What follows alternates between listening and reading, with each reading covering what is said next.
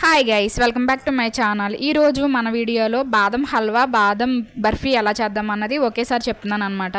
చూశాడు కదా, మా బుడ్డోడు కూడా తొక్కలు తీసేస్తున్నాడు బాదంకి. ఇదేంటంటే నేను మార్నింగ్ 10 ఆ టైంకి నానబెట్టుకున్నాను, ఈవినింగ్ 7కి అలా చేస్తున్నాం అనమాట. నేను చేసే ప్రతి పనిలో మా వారు కూడా హెల్ప్ చేస్తారండి బాగా నాకు. ఓకే, ఇదైతే ముందు నేను ఒక మిక్సీ జార్ చేసుకుని అందులోకి బాదం అయితే వేసుకొని కొన్ని పాలు వేసి పేస్ట్ లాగా అయితే మెత్తగా చేసుకున్నాను. పాలే యాడ్ చేశానండి, ఇందులో ఇంక వాటర్ ఏమీ యాడ్ చేయలేదు. చూసారు కదా. నెక్స్ట్ వచ్చేసి ఇంకొక జార్లో షుగర్ అయితే వేసుకున్నాను. మీరు షుగర్ ఎక్కువ తింటాననుకుంటే కొంచెం ఎక్కువ క్వాంటిటీ కలుపుకోండి.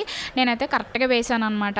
ఓకే, అంటే ఎంతైతే బాదం తీసుకున్నానో అంత షుగర్ తీసుకున్నాను, ముందుగానే కొలిచి పెట్టుకున్నాను. ఓకే, నెక్స్ట్ వచ్చేసి ప్యాన్ పెట్టుకుని నెయ్యి కొంచెం తగ్గించండి. నాకైతే నెయ్యి ఎక్కువైపోయింది, 1 స్పూన్ సరిపోతుంది. బాదం బర్ఫీకి అయితే, హల్వాకి అయితే మాత్రం నెయ్యి ఎక్కువ కావాలి. ఇది నేను హల్వా కోసం అని తీసుకున్నాను. ఫస్ట్ మీకు 2 కలిపి చెప్పేస్తున్నాను, అంటే ఒకే దాన్ని నేను 2 విధాలుగా చేశానండి.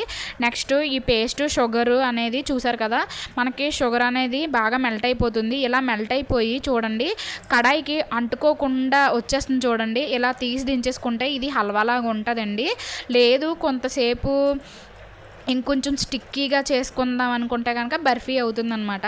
నేనైతే కొద్దిగా ఇది చేశాను అనమాట. ముందుగా ప్లేట్కి ఇలా తీసి పెట్టుకుని ముందు తీసేసాను అనమాట. తీసేసి ఇదైతే పక్కన పెట్టేసుకున్నాను. ఇది వచ్చి నేను హల్వా కింద అయితే చేసుకున్నాను. నెక్స్ట్ మళ్ళీ ఇలా రాస్తున్నాను కదండి, చూసారు కదా ప్యాన్ కూడా మారింది. ఇది కొంచెం స్టిక్కీగా చేసుకున్నాను అనమాట. స్టిక్కీగా చేసుకుని మన ఇంట్లో అందరింట్లోని హ్యాండ్ గ్లౌస్ అయితే ఉండవు కదండి, ఒక ప్లాస్టిక్ కవర్ తీసుకొని కొద్దిగా నెయ్యి రాసి దాన్ని ఇలా చేతికి అద్దుకుని ఇలా చేస్తే కనుక మనకి వేడి తెలియకుండా ఉంటుందండి. ఇలా చేసి నెక్స్ట్ మనం బాదం బర్ఫీ మనం చూస్తాం కదా, కాజు బర్ఫీ ఎలాగైతే కట్ చేసి ఉంటుందో అలా కట్ చేసుకుంటే సరిపోతుందండి. కట్ చేసుకుని మనం సర్వ్ చేసుకోవడమే. రియాలిటీగా చెప్తున్నానండి నేను, ఏంటంటే ప్రతిదీ కటింగ్ అనేది కరెక్ట్గా రావాలని ఏం లేదు. నేనైతే ఇది చేయడం ఫస్ట్ టైం అనమాట. ఇది కటింగ్ అంతా మా అత్తయ్య గారు చేశారండి, అది వీడియో అయితే మిస్ అయ్యింది. మామూలు నేను నైఫ్తోనే కట్ చేశారు ఆవిడ, మీకు ఒకసారి చూపిస్తున్నాను. నైఫ్తో తీద్దామని ట్రై చేశాను, అసలు రాలేదు. అంటే స్పూన్ వెనక్ సైడ్ నుంచి పెట్టి బాగున్నవి అయితే మీకు చూపిస్తున్నాను. తినడానికి అయితే మాత్రం టేస్ట్ అదిరిపోయింది.